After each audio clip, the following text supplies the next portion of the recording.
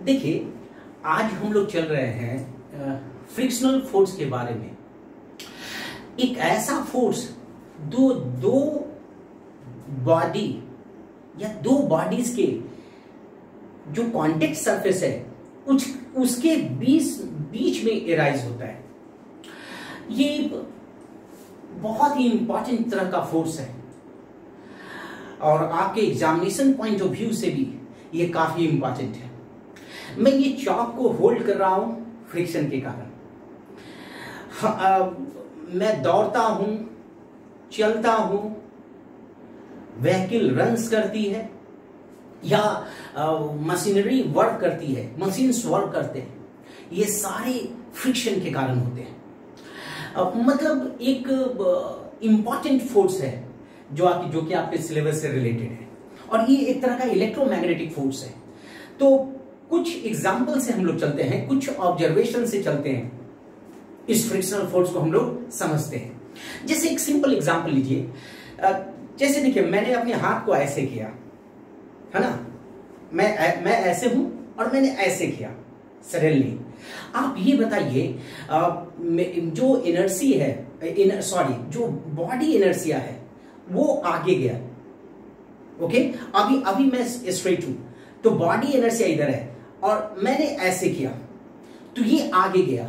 आप ये बताइए आखिर या उसे आप सेंटर ऑफ मास कहते हैं, आखिर ये आगे मास इनर्सिया आगे गया या बॉडी इनर्सिया बोलिए, आखिर किसने ड्राइव किया? सोचिए इस बात को। इसका मतलब ये है कि हमारा बॉडी का मूवमेंट भी फ्रिक्शन ही कराता है। कैसे, जरा देख लीजिए।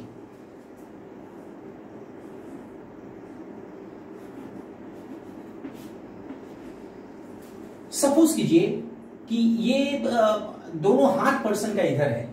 अगर वो अपना हैंड इधर किया तो क्या हुआ? इसका सेंटर ऑफ मास इधर था और जैसे ही वो आगे किया तो ये इधर चला गया। प्लीज है ना, अब आप ध्यान दीजिए ना बेसिक्स को।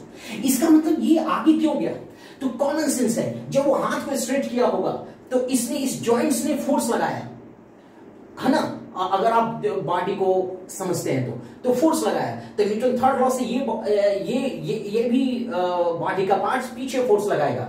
तो आप ये बताइए, ये पूरा बॉडी पीछे तो नहीं गया? पीछे तो नहीं गया, इसका मतलब जरूर कोई इसे फोर्स लगा रहा है और ये इसके फोर्स इसके पैर से लग रहा है, जो कि ये जमीन जो है नीचे का जो सरफेस है वो इसको इधर की ओर दे रहा है और हमें पता तक नहीं चलता। तो ये किसके कारण हो रहा है? ये मूवमेंट भी फ्रिक्शन के कारण हो रहा है। मतलब कोई ना कोई फोर्स इस पर्सन के during this movement of hands लगा होगा जो सरफेस के पैरेलल होगा और इसी फोर्स को क्या बोलते हैं? Frictional force. प्लीज एक और देख लीजिए।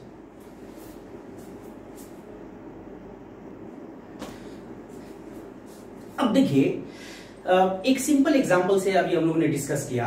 इसके यहां आप ये भी देखते हैं कि जो छिपकली देखते हैं वॉल पर, इवन सीलिंग पर भी आप छिपकली को देखते हैं, वो दौड़ जाता है। वर्टिकल वॉल पर भी आप देखते हैं छिपकली इरेटिक मोशन करता है। छिपकली, या उसको आप बोल सकते हैं हाउस लिजर्ड्स, है ना, या आप उसको गेको भी बोला जाता है ना।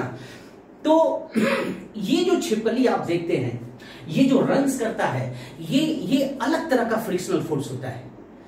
वो फ्रिक्शनल फोर्स क्रिएट होता है उसके लेग्स और वॉल के इंडक्शन ऑफ डाइपोल या पोलराइजेशंस या इलेक्ट्रिकल चार्जेस के कारण।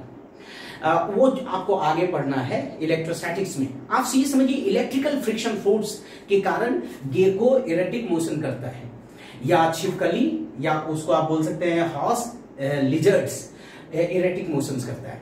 तो हमें अभी इलेक्ट्रिकल फ्रिक्शन के बारे में नहीं पढ़ना है।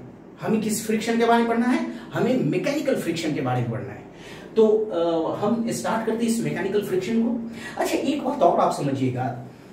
देखिए, दो साइंटिस्ट आए, एक लियोनार्डो दा विंची साहब और एक भाई साहब एक आए ये कुलम साहब। देखिए न्यूटन साहब ने फोर्स का लॉ बनाया और न्यूटन साहब से 200 साल पहले फ्रिक्शन को प्रैक्टिकली उन्होंने लियोनार्डो दा विंची साहब ने इसको बताया।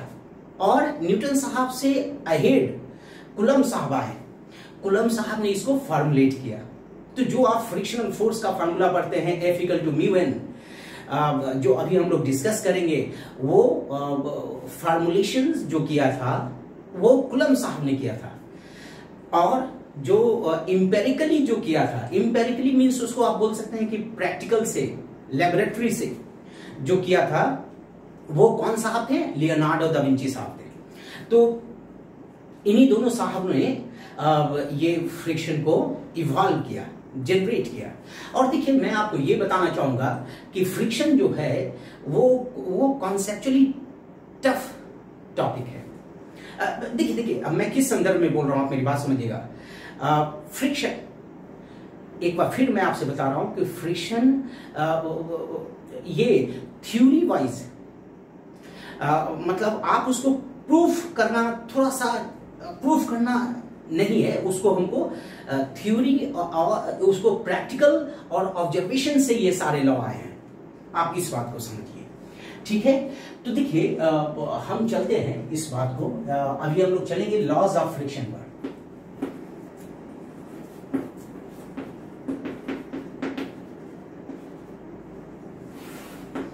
अब देखिए ये बहुत ही इंटरेस्टिंग टॉपिक है और आपके एग्जाम में ये हर बार ये क्वेश्चन आता है फ्रिक्शन से। और ठीक है, हम इसे अब चलते हैं। तो आप देखिए लॉज ऑफ फ्रिक्शन में वेरी फर्स्ट हम लोग चलेंगे कि एक एग्जांपल से चलते हैं। जैसे मान लीजिए ये सरफेस 1 है, ये सरफेस 2 है, ओके। 2 सरफेस पर ऑब्जेक्ट 1 रखा हुआ है, ओके।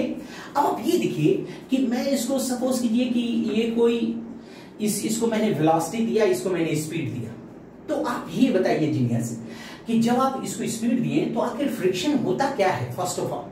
तो देखिए फ्रिक्शन जो होता है विथ रिस्पेक्ट टू सरफेस 2, इस पर जो फोर्स लगेगा ऑब्वियसली सरफेस 2 लगाएगा। वो किस डायरेक्शन में लगाएगा? इस डायरेक्शन में। Relative to the surface 2, direction of friction opposite with respect to the velocity or relative velocity observed with respect to frame 2 देखेगा। अच्छा 2 के रिस्पेक्ट में ये किधर जा रहा है? 1 इधर जा रहा है, तो फ्रिक्शनल फोर्स किधर लगेगा? Opposite, okay. अब आप ये देखिए 2 ने 1 को फोर्स लगाया, तो न्यूटन थर्ड लॉ से 1 भी 2 को नहीं छोड़ेगा, तो 1 2 को किधर फोर्स लगा देगा? उतना ही मैग्नीट्यूड का अपोजिट लगाएगा। अब आप इसको जरा समझिए प्लीज, अब आप इसको समझिए। 1 सरफेस 2 सरफेस को फोर्स इधर लगाया भाई साहब, मैं 1 पर बैठ गया सपोज कीजिए। अब मैं 1 पर बैठ गया हूं तो 1 के रेस्पेक्ट में ये सरफेस 2 किधर जाएगा? आप बताइए। सरफेस 2 इधर जाएगा, ओके भाई साहब। तो 1 के रेस्पेक्ट में या ब्लॉक के रेस्पेक्ट में सरफेस 2 इधर जाएगा। तो आप देखिए ऑब्जर्वर 1 ने जो वेलोसिटी रीड किया उसके जस्ट अपोजिट फ्रिक्शनल फोर्स लगा। मतलब क्या है कि फ्रिक्शनल फोर्स जो 2 बॉडीज के बीच में लग रहा है, आप ये बोल सकते हैं कि the direction of frictional force on each body just opposite to its motion relative to the other body, है ना। मतलब आप ये देखिए जीनियस, इस फ्रेम के रेस्पेक्ट में इस पर फ्रिक्शन किधर होगा? इधर होगा। इस फ्रेम ने, जो जमीन है, जमीन सेकंड फ्रेम है, इस जमीन ने या सरफेस ने जो इसका वेलोसिटी रीड किया, इधर रीड किया, तो फ्रिक्शन अपोजिट होगा, ओके। या आप लूजली कह सकते हैं, 1 मिनट, लूजली आप ये कहिए ये सरफेस 2 है और ये सॉरी ये सरफेस 1 है, ये सरफेस 2 है, ये जस्ट ऐसे इंटरलिंक्ड होगा, ओके। मतलब ये रफनेस आप समझिए या एलिवेशंस समझिए, ये रफनेस और एलिवेशंस में ऐसे फंसे हुए होंगे। तो सरफेस 1 जाएगा, तो देखिए कॉमन सेंस लगाइए, ये सरफेस 1, ये सरफेस 2, सरफेस 1 जा रहा है, देख रहे हैं ना आप, सरफेस 1 इधर जा रहा है, तो सरफेस 1 ने सरफेस 2 पर ऐसे कोलाइड किया, फ्रिक्शन, ये फोर्स लगाया, जो सरफेस के पैरेलल जो फोर्स होते हैं वो कहे जाते हैं फ्रिक्शन। तो ये सरफेस 1 ने इधर की फोर्स लगाया, तो न्यूटन थर्ड लॉ से सरफेस 2 भी इसको नहीं छोड़ेगा। सरफेस 2 किधर लगाएगा? इधर। तो फ्रिक्शनल फोर्स दोनों बॉडी पर इक्वल एंड अपोजिट मैग्नीट्यूड का होंगे, ठीक है। तो इसी फ्रिक्शनल फोर्स के बारे में हम लोग स्टडीज कर रहे हैं, ठीक है। और देखिए एक बात और हम लोग समझना चाहेंगे यहाँ पर कि हम कैसे फ्रिक्शनल फोर्स के बारे में पढ़ रहे हैं। हम लोग फ्रिक्शनल फोर्स वो छिपकली वाला या जो गेको वाला जो फ्रिक्शनल फोर्स है उसके बारे में नहीं पढ़ रहे भाई साहब। हम फ्रिक्शनल फोर्स पढ़ रहे हैं कि जो दो सरफेस के बीच में जो रफनेस होते हैं, एलिवेशंस होते हैं, उसके कारण इलेक्ट्रोमैग्नेटिक फोर्स क्रिएट होता है ना, दोनों सरफेस के कांटेक्ट के कारण, और ये फ्रिक्शनल फोर्स इराइज होता है। तो चलते हैं इसको जरा आगे चलते हैं। अब देखिए हम थोड़ा सा फ्रिक्शन को आगे बढ़ाते हैं। ये मान लीजिए कोई ऑब्जेक्ट है, ऑब्जेक्ट 1, और ये ऑब्जेक्ट 2 है, जिस पर ये रखा हुआ है उसको सरफेस 2 आप नाम दे दीजिए। और मैं इसको देख रहा हूं माइक्रोस्कोपिक व्यू, है ना।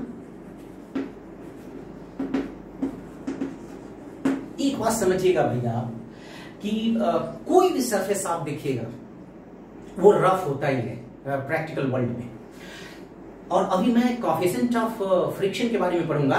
Usually coefficient of friction less than 1 होता है यूजुअली, लेकिन आप याद रखिएगा कोएफिशिएंट ऑफ फ्रिक्शन 2 भी हो सकता है, 2.5 भी हो सकता है ना, वो ग्रेटर देन 1 भी हो सकता है।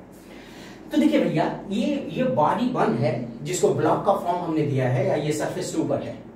आप अगर मैक्रोस्कोपिक लेवल पर देखेंगे तो ये सरफेस 1 सरफेस 2 सपोज कीजिए यूनिफॉर्मली ऐसे रफ्ड है। ओके भाई साहब, अब सरफेस 1 देख लीजिए, सरफेस 1 सपोज कीजिए ऐसे रफ है, वो मैक्रोस्कोपिकली, है ना, ऐसे सपोज कीजिए इवनली है ना।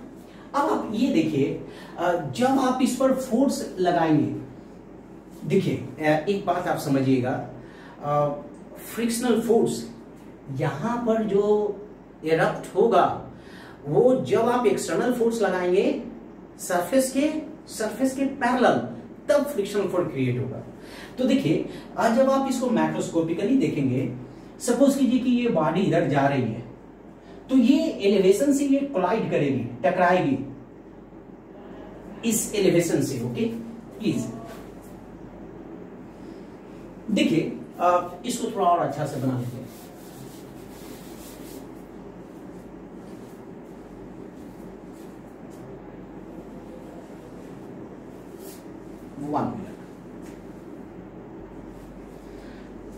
सॉरी बच्चों, कुछ नॉइज आ रही थी बाहर से। अब देखिए सपोज कीजिए 1 सरफेस आगे जा रहा है, तो आप ये देखिएगा इसके जो एलिवेशंस हैं, या आप उसको बोलिए रफनेस, ऐसे रफनेस जो बना हुआ है ये नीचे, ये रफनेस जो है नीचे के रफनेस से टकराएंगे, ठीक है, क्योंकि कांटेक्ट में है, तो नीचे के रफनेस से टकराएंगे। तो इसने नीचे वाली सरफेस को इधर फोर्स लगाया, तो आप ये बताइए सरफेस 2 भी नहीं छोड़ेगा इसको, न्यूटन्स थर्ड लॉ से, तो सरफेस 2 इसको अपोजिट फोर्स लगाएगा। सपोज कीजिए इसको मैंने भी से फेंका था। ओके जीनियस, तो आप इसको अच्छा से समझिए। और एक बात और कि सरफेस 2 के रेस्पेक्ट में ध्यान दीजिएगा, सरफेस 2 के रेस्पेक्ट में इस पर जो फ्रिक्शन है वो अपोजिट है। क्यों भाई साहब? क्योंकि सरफेस 2 के रेस्पेक्ट में 1 का वेलोसिटी इधर है, 1 का वेलोसिटी इधर है। और अभी हमने जस्ट फ्रिक्शन को डेफिनेशंस हम लोगों ने शेयर किया था। क्या शेयर किया था? कि जो फ्रिक्शनल फोर्स है, जो डायरेक्शन ऑफ फ्रिक्शनल फोर्स है दोनों बॉडी पर, तो किसी एक बॉडी पर फ्रिक्शन किधर लगेगा तो दूसरे बॉडी के रिस्पेक्ट में उसका वेलोसिटी देखिए, और उसके वेलोसिटी के जस्ट अपोजिट। और आप लूजली क्या करते हैं डे टू डे लाइफ में कि जस्ट बोलते हैं कि देखो यार जा रहा है इधर, फ्रिक्शन लग रहा है इधर, बिल्कुल सही है ना। तो वो आपका मतलब कहा जा सकता है कि लूज वे में है, दोनों सही है ना। तो मैंने ये ब्रॉडली ये जनरेट किया, ठीक है। अब आप ये देखिए अभी हम लोग फ्रिक्शनल लॉज के बारे में समझेंगे, स्लाइडिंग फ्रिक्शनल के बारे में। जो आप चलते हुए देखते हैं ना, ये ब्लॉक जा रही है ना, तो इसको स्लाइडिंग फ्रिक्शन बोलते हैं। एक और बात मेरे दिमाग में आ रही है, एक होता है रोलिंग फ्रिक्शन। आप खुद हमें समझाइए, रोलिंग फ्रिक्शन में क्या होगा कि ऑब्जेक्ट जो होगा 1 मिनट, ऑब्जेक्ट जो होगा दूसरे, और ये स्फीयर ले लीजिए और ये नीचे का सरफेस ले लीजिए, ऐसे इसमें रफनेस है जिसको हम लोग एलिवेशंस बोलते हैं। तो ये जब रोल करेगा ना, तो ये पूरी तरह से फंस नहीं पाएगा नीचे। ये रफनेस है, ये रफनेस में ऐसे फंस नहीं पाएगा, या उसको एंटेंगल बोल सकते हैं आप, है ना। तो ये ट्रैप नहीं हो पाएगा। तो ये रोल कर रहा है, तो ये रोल करेगा ना, तो ऐसे इस पर ऐसे स्ट्राइक करेगा रफनेस पर, मतलब वॉक ओवर द रफनेस, ऐसे स्फीयर है ना, ऐसे।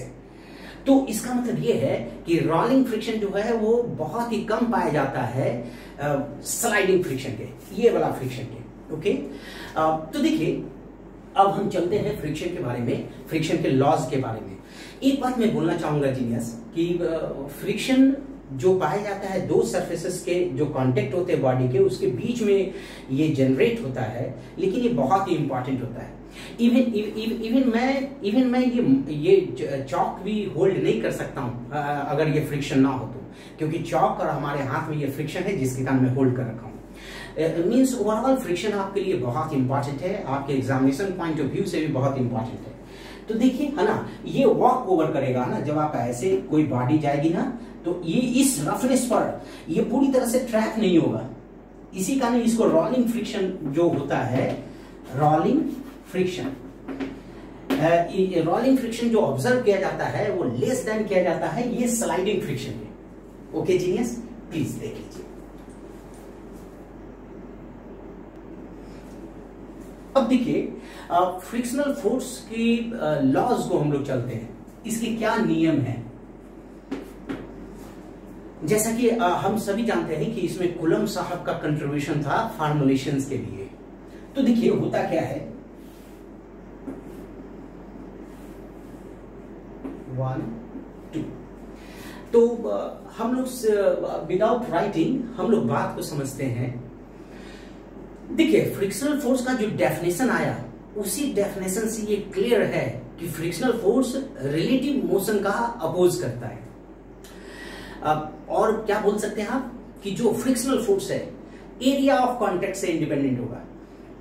देखिए सपोज कीजिए कि ये रफनेस और ये रफनेस सेम है, ओके, और मैं इस डस्टर को या तो ऐसे रखूं, ओके, और इसी डस्टर को या तो ऐसे रखूं। ओके यंग माइंड, तो या तो डस्टर को लेंथ वाइज रख दीजिए या तो ब्रेड्थ वाइज रख दीजिए। तो इस दोनों केस में जब ये मान लीजिए कि V से जा रहा है और ये भी V से जा रहा है, तो फ्रिक्शन क्या ऑब्जर्व होगा, सेम ऑब्जर्व होगा, जो कि लियोनार्डो साहब ने इसको लाया था प्रैक्टिकली या उसको कि ये इंपेरिकली।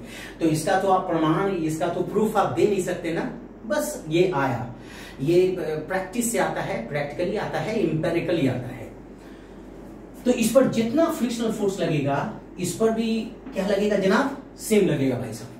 इस पर भी सेम फ्रिक्शनल फोर्स लगेगा और इस पर भी सेम लगेगा। ओके चलिए, मतलब इसको लेंथ वाइज भी रखेंगे तो वही, और ब्रेड्थ वाइज भी रखेंगे तो वही फ्रिक्शनल फोर्स ऑब्जर्व होगा। और ये फार एक्सटेंड तक है ना, आप उसको बोल सकते हैं कि अप्रोक्सीमेटली 100%, क्लोज टू 100% ये लॉ प्रैक्टिकली सही आया। ठीक है, मैं जैसा आपको बताया कि फ्रिक्शनल फोर्स को थ्योरेटिकली नहीं प्रूव किया जा सकता। It's I think very interesting kind of force. तो इसको लियोनार्डो साहब ने प्रैक्टिस से लाया, प्रैक्टिकल लेबोरेटरी के एफर्ट से लाया, और उसी लॉ को कूलम्ब साहब ने कन्वर्ट कर दिया थ्योरी के ये फार्मूला के फॉर्म में। तो चलते हैं, इसको हम लोग फार्मूला जनरेट करते हैं। तो एरिया ऑफ कांटेक्ट से फ्रिक्शनल फोर्स क्या होता है, इंडिपेंडेंट होता है। आपको क्या रखना पड़ेगा कि बजाय कि रफनेस क्या हो, सेम हो, है ना। अब देखिए इसको समझिए, और भी लॉज है ना। ये देखिए फ्रिक्शनल फोर्स जो पाया जाता है वो डायरेक्टली प्रोपोर्शनल होता है नॉर्मल कांटेक्ट फोर्स से। नॉर्मल कांटेक्ट फोर्स क्या है भाई साहब? जैसे मान लीजिए कि नॉर्मल कांटेक्ट फोर्स, देखिए एक एग्जांपल से, ये डस्टर को मैं ये फिंगर से दबा रहा हूं, तो मैं इस बोर्ड के परपेंडिकुलर फोर्स लगा रहा हूं, सपोज कीजिए, तो ये अर्थ इसको नीचे खींचना चाह रही है लेकिन नहीं गिर रहा है। मीन्स क्या कि मैं नॉर्मल फोर्स जो लगा रहा हूं अपने फिंगर से, जीनियस, उससे फ्रिक्शन क्रिएट हुआ। अगर मैं फिंगर हटा लूं तो ये गिर जाएगा। मीन्स क्या कि फ्रिक्शनल फोर्स जो होते हैं ना वो नॉर्मल कांटेक्ट फोर्स के प्रोपोर्शनल होते हैं। उसको आप बोल सकते हैं एक्शन और रिएक्शन फोर्स, है ना। 1 2 पर डाउनवर्ड एल लगाएगा, 2 1 पर अपवर्ड एल लगाएगा। तो ये एक्सपेरिमेंटली आया ये। ओके भाई साहब, ये एक्सपेरिमेंटली आया। Frictional force directly proportional to normal contact force. अब आप ये देखिए, इसमें एक प्रोपोर्शनलिटी कांस्टेंट भी लगा दीजिए, और ये जो प्रोपोर्शनलिटी कांस्टेंट आएगा म्यू, ये क्या होगा भाई साहब?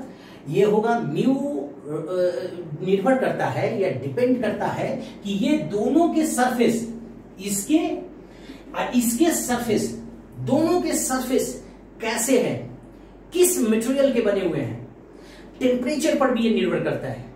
आप सीधा लूजली ये समझिए कि म्यू रफनेस को शो करता है, रफनेस को।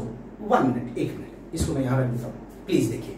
रफनेस मींस जितना ज्यादा रफ होगा ये कोएफिशिएंट ऑफ फ्रिक्शन, इसको म्यू को क्या बोलते हैं? कोएफिशिएंट ऑफ फ्रिक्शन, उतना ही ज्यादा होगा। तो ये म्यू शो करता है दोनों सरफेस जो कांटेक्ट में है उसका रफनेस को शो करता है। और एक बात और मैं बता दूं कि फ्रिक्शनल फोर्स कांटेक्ट के कारण क्रिएट होता है।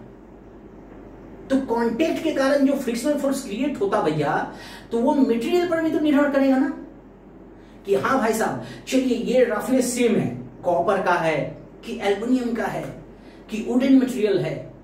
तो आप ये याद रखिएगा कि रफनेस आखिर किस मटेरियल का रफनेस है। अगर मान लीजिए कि रफनेस सेम है, अगर मान लीजिए रफनेस सेम है और सपोज कीजिए कि डिफरेंट मटेरियल्स है, तो उसके रिफ्रैक्टिव उसके कोएफिशिएंट ऑफ फ्रिक्शन म्यू जो होंगे वो क्या होंगे यंग माइंड? डिफरेंट होंगे। क्योंकि आप समझिए, आप ओवरऑल समझिए कि म्यू निर्भर करता है किस पर?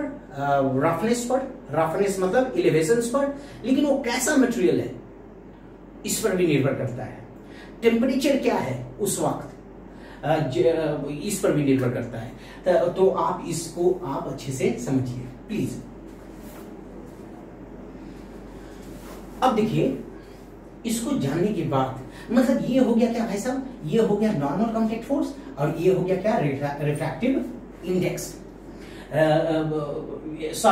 ये हो गया कोएफिशिएंट ऑफ फ्रिक्शन। मैं बार बार रिफ्रैक्टिव इंडेक्स बोल रहा हूं क्योंकि लाइट में ऐसा नोटेशन आता है ऑप्टिक्स में। एक्चुअल में ये क्या है? 1 मिनट में लिख देता हूं। ये क्या है? Coefficient of friction. और ये क्या है भाई? Normal contact force. ओके, तो आप ये फार्मूला को याद रखिएगा, ठीक है? प्लीज देख लीजिए।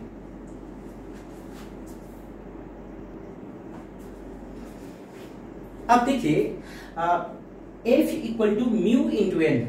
म्यू स्टैंड्स करता है कोएफिशिएंट ऑफ फ्रिक्शन और एन स्टैंड्स करता है नॉर्मल कांटेक्ट फोर्स। आप खुद हमें बताएं, ये सरफेस 1 है, ये जिस पर ये रखा हुआ है वो सरफेस नंबर 2 है। अब आप ये भी बोलिए कि इसके बीच में रफनेस है। अगर मैं इसको हाथ से प्रेस करूं, तो जब आप हाथ से प्रेस करेंगे तो आप ये बताइए नॉर्मल कांटेक्ट फोर्स क्या होगा? एनहांस हो जाएगा, बढ़ जाएगा। इन दोनों के बीच का नॉर्मल कांटेक्ट फोर्स क्यों बढ़ेगा भाई साहब? क्योंकि जब आप इसको प्रेस कर रहे हैं तो 1 का एलिवेशन 1 का एलिवेशन 2 का एलिवेशन आपस में स्ट्रांगली कांटेक्ट में होगा तो फ्रिक्शन फोर्स ऑब्वियसली क्या होंगे, बढ़ जाएंगे। इसी कारण फ्रिक्शनल फोर्स डायरेक्टली प्रोपोर्शनल बोला गया नॉर्मल कांटेक्ट फोर्स से। और अगर जैसा कि ये प्रोपोर्शनलिटी कांस्टेंट है, ये जो प्रोपोर्शनलिटी कांस्टेंट है, इसको कोएफिशिएंट ऑफ फ्रिक्शन आपने बोला, ये निर्भर करता है कि एलिवेशंस पर और मटेरियल पर और टेम्परेचर पर, है ना, वेरियस फैक्टर्स है। तो आप सीधा शॉर्टली आप याद रखिए कि ये जो कोएफिशिएंट ऑफ फ्रिक्शन है, ये जितना ज्यादा रफ होगा म्यू उतना ही ज्यादा होगा। और म्यू दोनों सरफेस के रफनेस से मतलब रखता है, मतलब दोनों सरफेस का रफ होगा तभी म्यू होगा। अगर सपोज कीजिए एक सरफेस रफ है, सरफेस नंबर 2 स्मूथ है और सरफेस नंबर 1 रफ है, तो इन दोनों के बीच में न्यूटन थर्ड रिएक्शन नहीं लगेगा। न्यूटन थर्ड लॉ जब आप 1 को फोर्स जाएगा तो ये 2 से नहीं टकराएगा, तो इन दोनों के बीच में फ्रिक्शन एराइज नहीं होगा ना। अब देखिए भाई साहब, यहां पर एक और बात हमें जाननी है। छिपकली या गेको या जो आप बोलते हैं इंग्लिश में हाउस लिजर्ड्स, वो कैसे रन करता है। तो वो होता क्या है कि ये सीलिंग है और ये अगर छिपकली है 2, तो होता यही है कि इसके बीच में डाइपोल क्रिएट होता है। सपोज कि ये माइनस होगा ना, तो छिपकली का लेग्स क्या क्रिएट कर देगा, प्लस। तो ये इलेक्ट्रिकल फ्रिक्शन है जो कि हमें नहीं पढ़ना है इस कोर्स में। ये मैकेनिकल फ्रिक्शन है। मैकेनिकल फ्रिक्शन ये राइज करता है रफनेस के कारण। तो एक और बात मैं बताना चाहूंगा आपको।